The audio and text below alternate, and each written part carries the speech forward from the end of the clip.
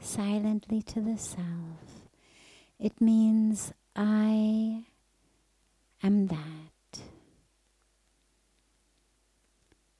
I am one with everything.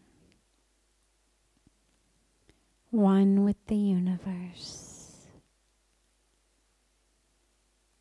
One with the Creator and the creation.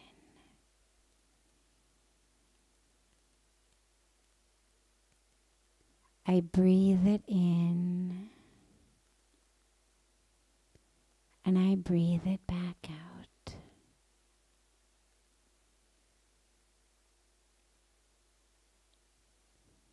So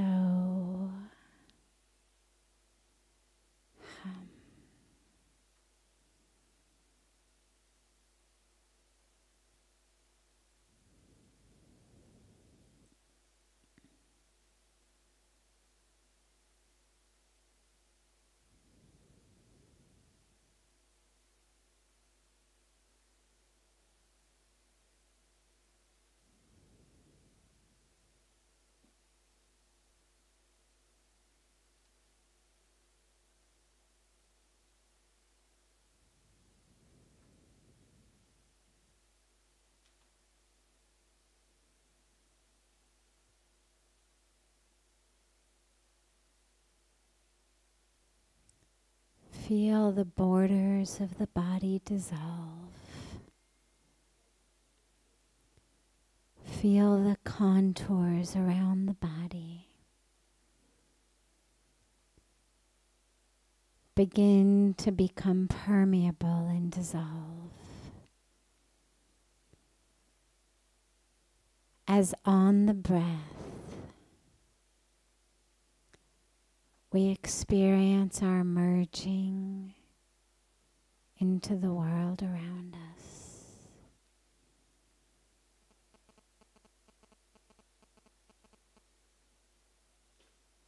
As I breathe in the universe on the inhalation,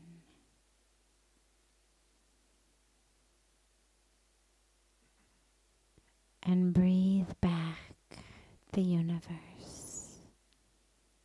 on the exhalation.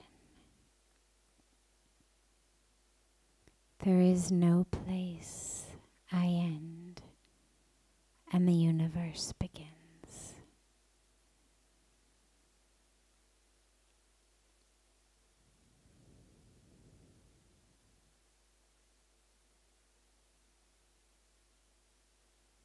An unbroken flow of energy,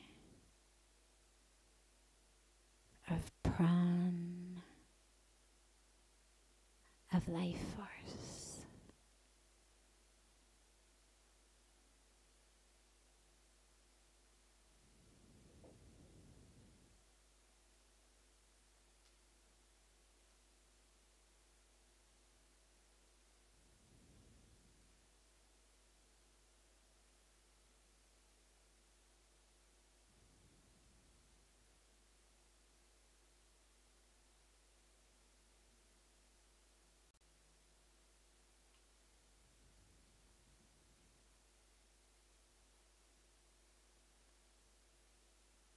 Gently bring the palms of your hands together and rub them gently against each other.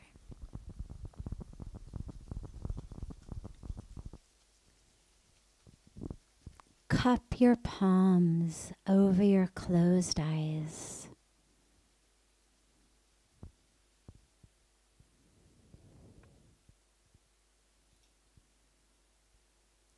Gently, whenever you're ready,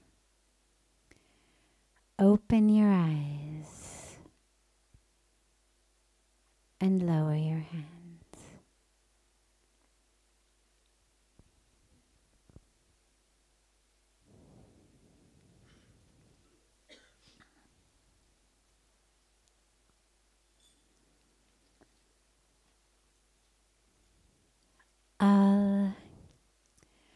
I'll begin with a question that has come in advance, and then we'll open it up to any Any questions that anyone here may have?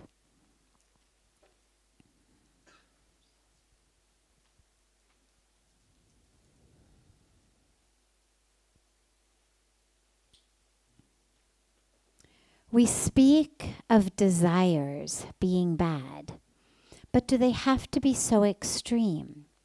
If we want chocolate cake once in a while, surely that's not a bad thing.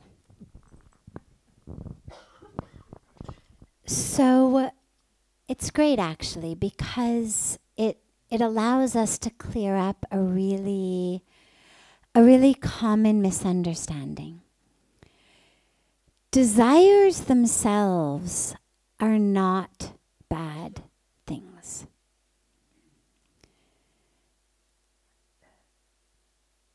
The difficulty comes in when our desire is not fulfilled.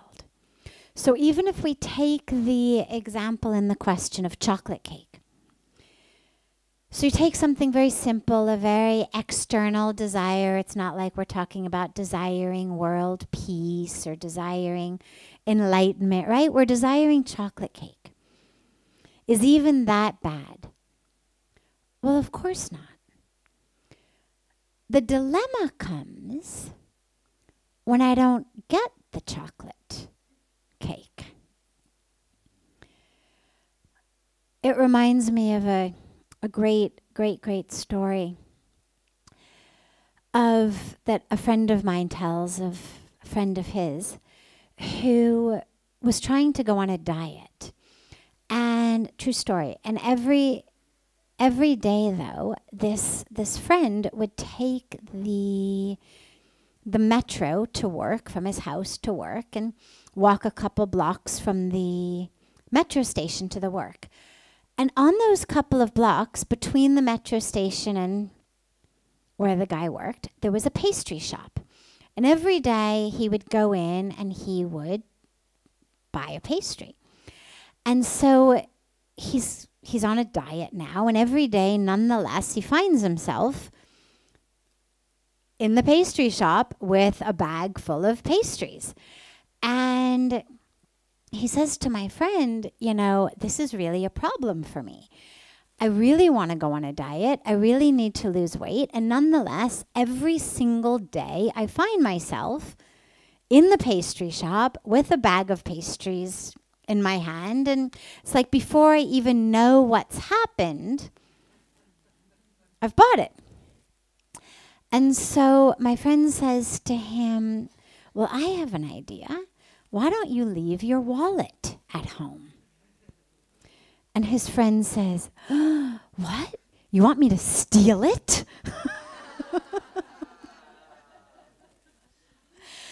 And I love that story because the idea of going without is inconceivable.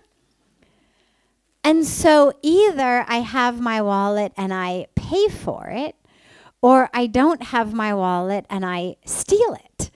But the idea of I've left my wallet at home, therefore I won't have a pastry, is inconceivable. So this is the issue with desires, is the desire itself is never a problem. The problem only becomes when I don't get it. So I really want a chocolate cake. I go to the store. The store is out of chocolate cake. They've only got vanilla. I hate vanilla. They've got strawberry. I'm allergic to strawberry, whatever it may be. Well, now I'm miserable. If I live in a big city with lots of stores, maybe I start running around from this one to that one. I've got to find my chocolate cake. Then you find that instead of 5 minutes being lost in the time it took you to go to the nearby store, now hours are being lost because you've got to have the chocolate cake. Now you're late for wherever you were else supposed to be. Maybe it was winter time and you had gone out in just a t-shirt because you were going close by, but now you're halfway across town in your t-shirt and bedroom slippers because you kept going until you found it. So the problem with desire is it it leads us into a situation that is out of our control. What I desire is in my hands, but the fulfillment of that is in someone else's hands. Have they made chocolate cake today? Is the store still open? Have they made enough chocolate cake that when I desire it, it's still there? Maybe I'm vegan. Have they made it without eggs? Have they done it the way I want it? You know, whatever my thing is, that's in my hands. But the fulfillment of that is in someone else's hands. And this is where desires become a problem. So I desire to be successful. Okay, again, not a problem. Problem becomes when I get fired from my job. Or when I go in for a raise or a promotion and my boss says, you know,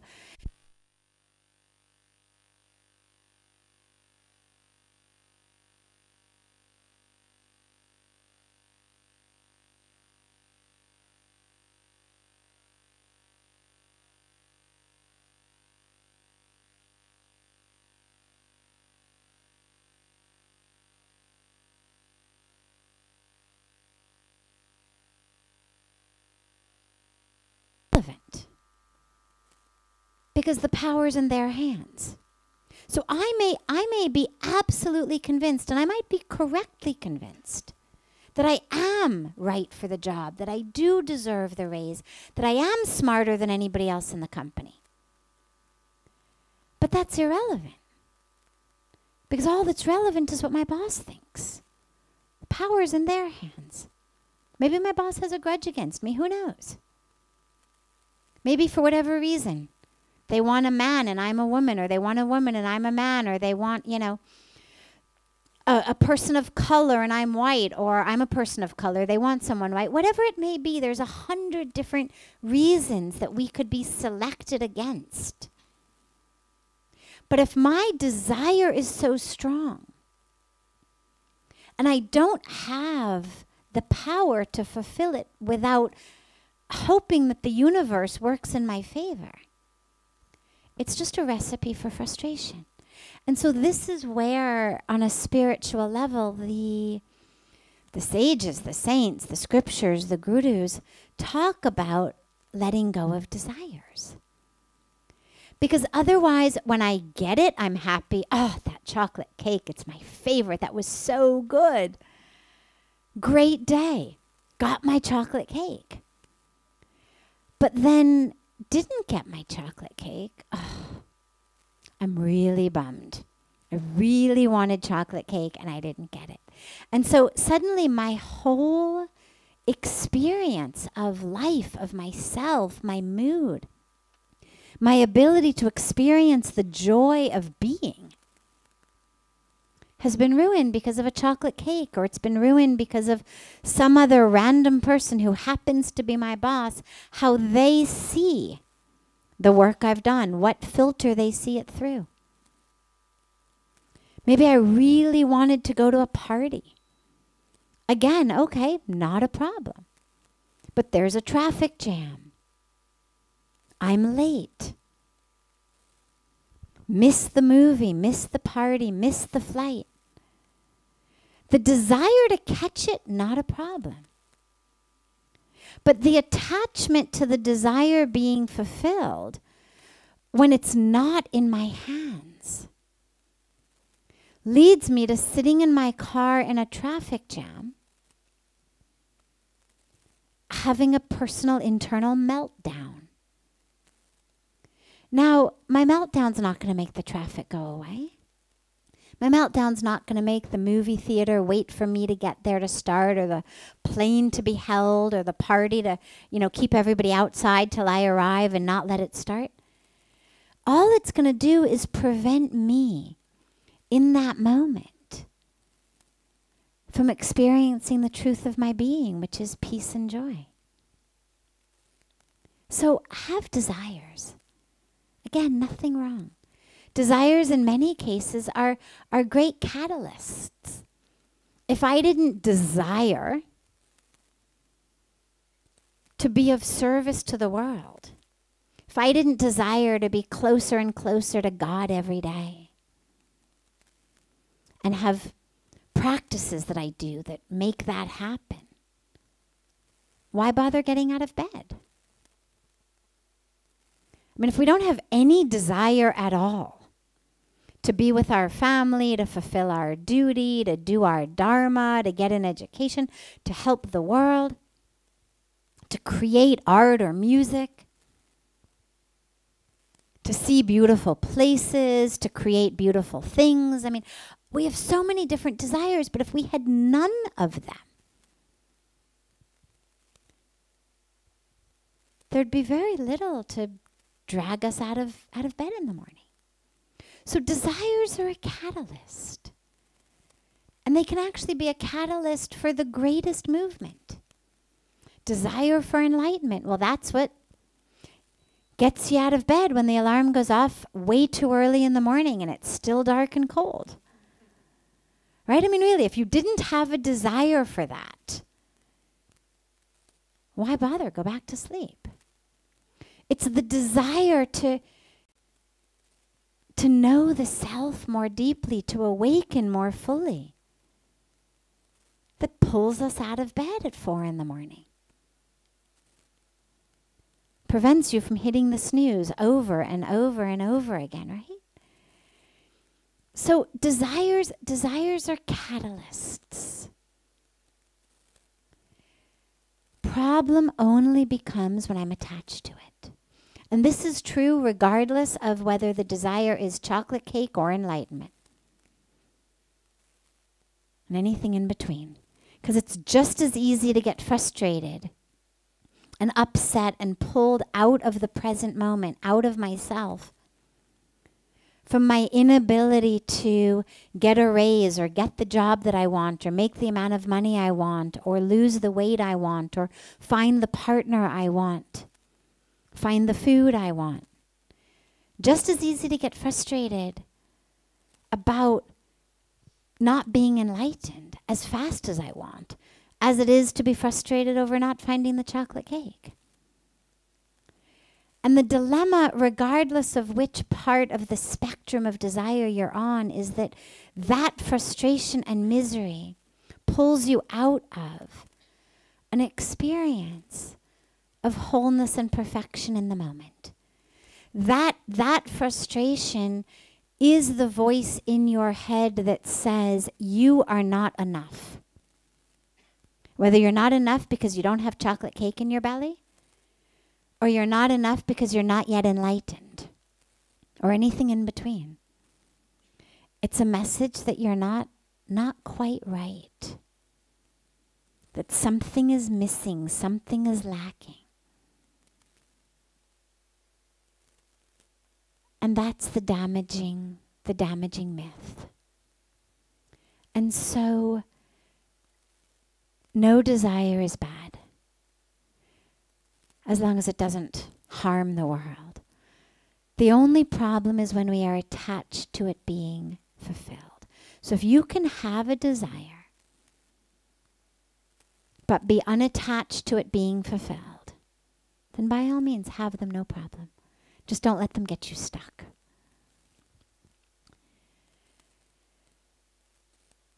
The last part of that I'll mention is a very, very interesting and deep truth about this, which if it doesn't make sense right now, file it away in your mind, because there will come a time when it does make sense. The joy that we experience when our desire is fulfilled is actually not due to getting the object of our desire, but it is actually due to the fact that for a short moment, we are free of the desire. So let's say that I desire chocolate cake, and I get it, and I start to eat it, and I feel great joy. Well, I actually misinterpret that joy as the joy being brought to me by the cake. The truth is, on a neurological level, after about the third or the fourth bite, the brain pretty much stops responding. First bite, taste buds, brain pleasure center, going crazy, great, great, great, this is wonderful. Second bite, much less. Third and fourth bite, they're pretty much not firing. The brain responds to newness. So, but as I'm eating it, I won't go off too much neurologically, but as I'm eating it, and I feel so happy, I'm going to eat the whole piece or the whole cake. The joy that I experience in that moment, I misinterpret as joy from the chocolate cake. It actually isn't. The joy that I'm really experiencing is the joy of the fact that in the moment, I am no longer desiring chocolate cake.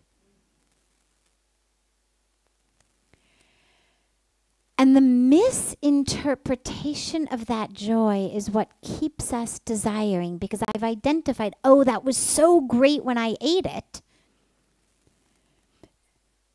Now I need it more. Now I want that joy again. But what's really important to realize is actually the deepest joy that I'm experiencing in eating it beyond the first couple bites is not due to having gotten it. It's due to the fact that I'm no longer desiring it. And that's very poignant because it makes us realize that actually the real joy that we experience is when we can become free of the desires. Doesn't make them bad. As I said, they're great catalysts. But the real joy that we experience is when we can touch, even for a few moments, an experience of not desiring. So rather than running around trying to fulfill our desires, thinking that that's what's going to bring me joy, if we shift a focus to how I can become desireless, it gives us a greater chance of the joy lasting a longer period of time.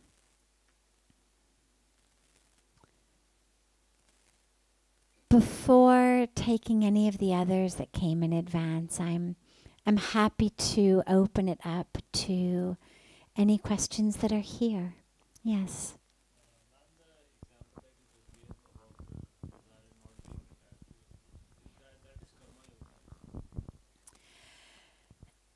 He said the example that I just spoke about not being attached to the fruits of your labor, which is a term really given to us by Lord Krishna in the Bhagavad Gita of do your duty, perform your duty, but just don't be attached to the fruits of it. So plant your seeds, water the tree, water the plants, but don't be attached to what fruit comes, what flowers come. So he said, is that karma yoga? Well, karma yoga is a way, a term used to describe fulfilling that. So yes, you could say, what is the term used for one who acts and serves in the world without being attached? Yes, we can call it karma yoga. Karma yoga is it's a general term of action. Karma means action. Yoga means union. So union with the divine through action.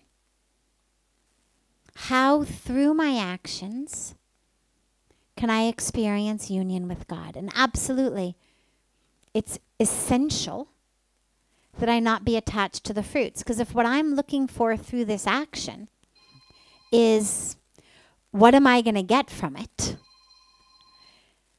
it's very difficult to be connected to God. Connection to God fills me in the moment. There's nothing else I need. But if I'm going into this thinking, oh, if I do this, I'm going to get a raise. Then when I get a raise, I'm going to have more money. Then I'm going to buy more things. And when I buy more things, then I'm going to be happier. Well, I'm not doing it in a spirit of connection. I'm doing it in a spirit of what's going to come to me. So in order to have it be action for that union and union through the action, I have to let go of trying to figure out what am I going to get. I have to let go of my attention and attraction being what I'm going to get from it. So yes, absolutely. Yes. So you're next. I'm sorry? What after enlightenment?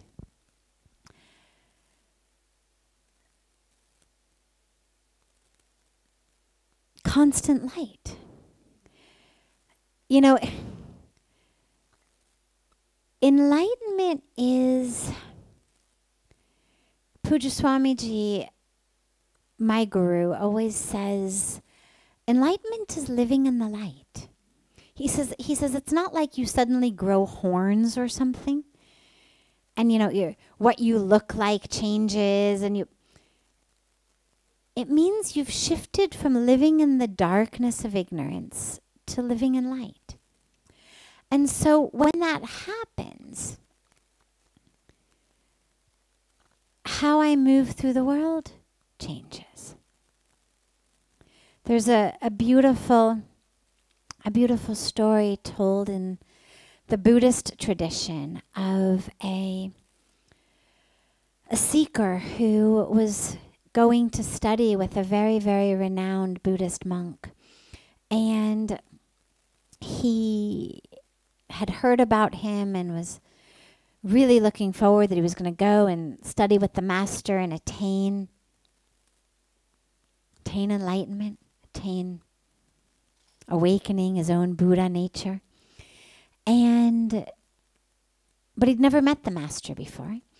And he was told that the master lived in this cabin in the woods. And so he spends quite a bit of time traveling to get there. And he finally gets there, and he knocks on the door of the cabin, and there's no noise. And looks around, and he calls out, and there's no noise. And he hears something. He hears something coming from behind the cabin. So he walks around the cabin into the back, and he sees a man chopping wood. And he says, "Excuse me, do you know where I can find?" And he gives the name of the master. And the man chopping wood says, "That is what they call me." And the seeker was surprised. He was like, "Wait, I came in search of a guru, not the, wood chopper." And so he respectfully waits, and he waits for the man to stop chopping the wood, and then the man picks it up, and he's carrying it piece by piece toward the house. And the man is just standing there watching this, really bewildered, kind of annoyed that he'd come all that way, and all he found was some guy cutting and carrying wood. And he says, finally, wait, I thought you were some great enlightened master. The man's quiet. He says, people come for light. And so the man says, but wait, I mean, you're chopping wood. So is this what enlightenment is? I mean, what did you do before you were enlightened? And he says, "I chopped wood."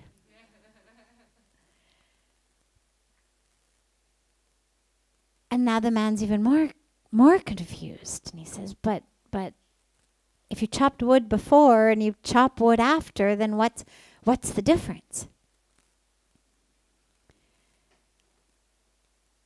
And the Buddhist master says, it's not the wood that changes. It's not the chopping that changes. The change is in the one who chops. So it's not about what I'm doing. It's about who's the one doing it. And so what after enlightenment? Well, it depends what you were doing before enlightenment. Much of it will probably look very similar. Assuming that you're not going out and robbing and stealing or, harming people or polluting the earth or engaging in, shopping therapy or drinking therapy or that type of stuff. What changes is the who and the how. What changes is from living in the darkness to living in the light. So turning on the light or opening the curtains doesn't mean that you suddenly get a new house. The house is the same. The furniture's in the same place. The difference is now you can see.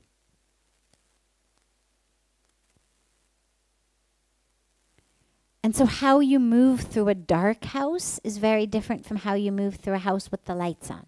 Right? Anybody ever try to get up in the middle of the night and you go, but you don't turn on the light or you don't have a flashlight, right? And you're kind of, maybe you stumble, maybe you fall, you knock some things over. That's a very different experience to moving through your house with the lights on. So when the light is on, we're not moving in darkness. We're not moving in ignorance. We're not stumbling and falling and knocking things and people over as we go. We're able to really live in light and as light. And then we're actually able to do something that being in a lighthouse doesn't give you the ability to do, which is to bring light to others. As an enlightened being, you can actually bring light to others, which is a great added blessing to be able to share the light also. Because you literally become light. You become like a lit candle, that lights others literally.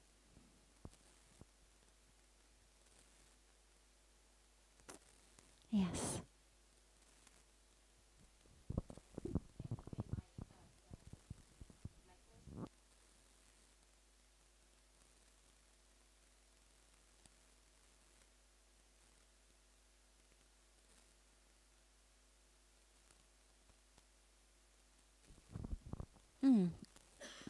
Great. Okay, and we'll take this as the last question.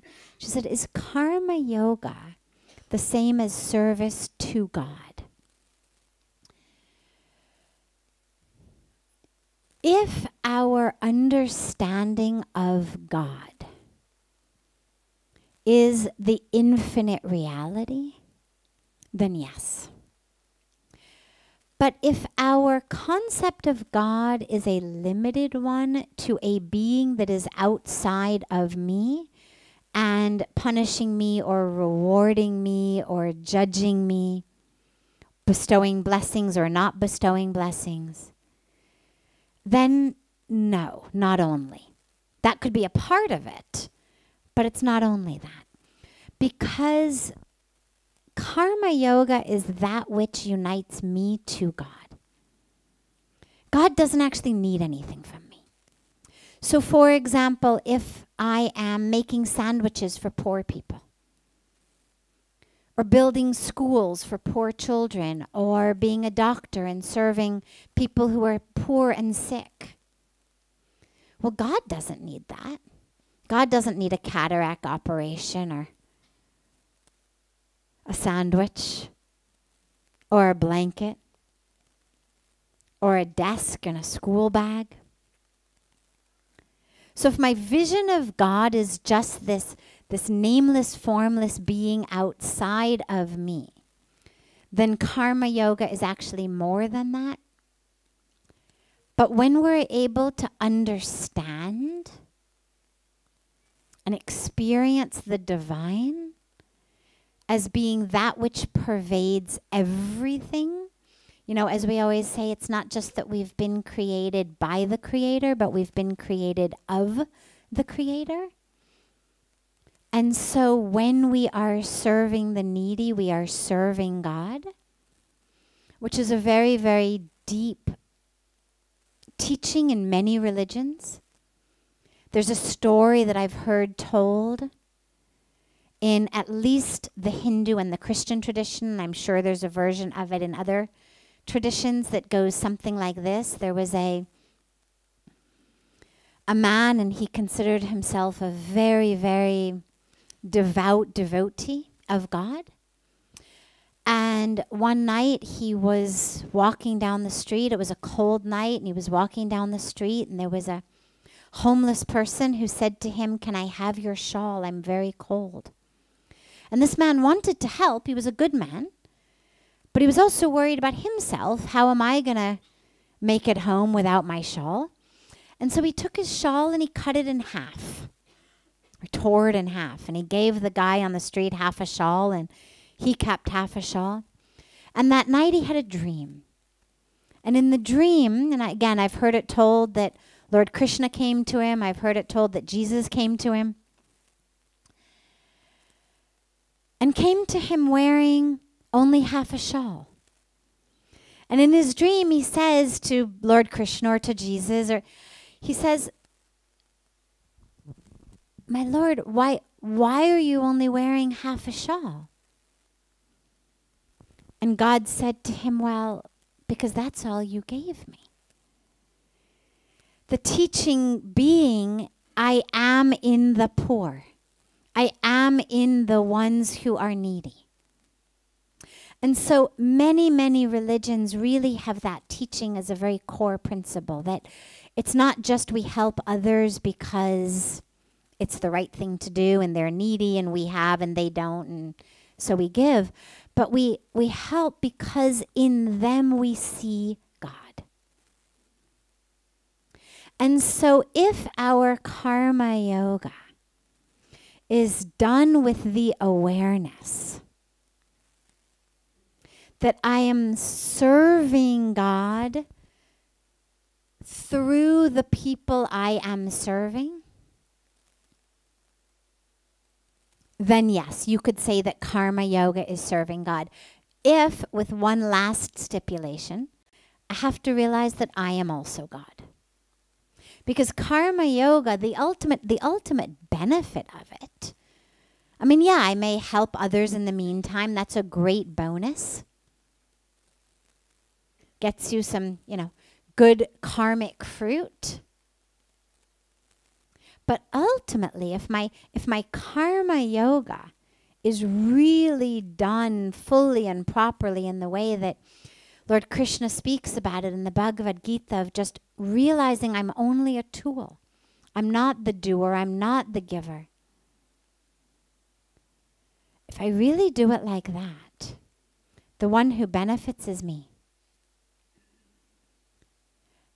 Because I benefit through that awakening, that opening, that enlightenment, whatever term we use, that through that service of realizing I am serving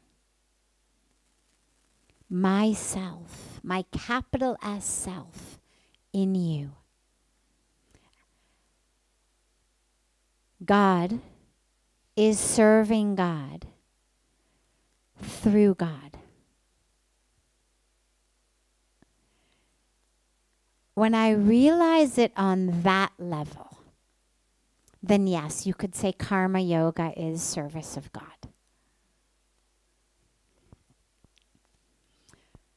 Wonderful. So before we conclude tonight, we have a very, very special and